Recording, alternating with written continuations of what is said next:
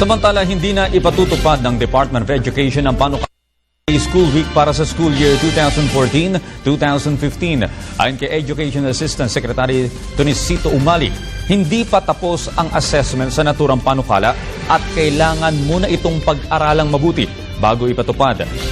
Ipinanukala ang nasabing 3 araw na pasok sa mga paaralan kada linggo dahil umano sa kakulangan ng silid-aralan at dami ng mga mag-aaral ngayong taon. Una nang sinabi ng palasyo na desisyon pa rin ng DepEd kung ipatutupad ang naturang panukala. Pinapag-usapan bilang paraan para po harapin yung issue ng congestion sa mga ilang paaralan natin sa Caloocan City.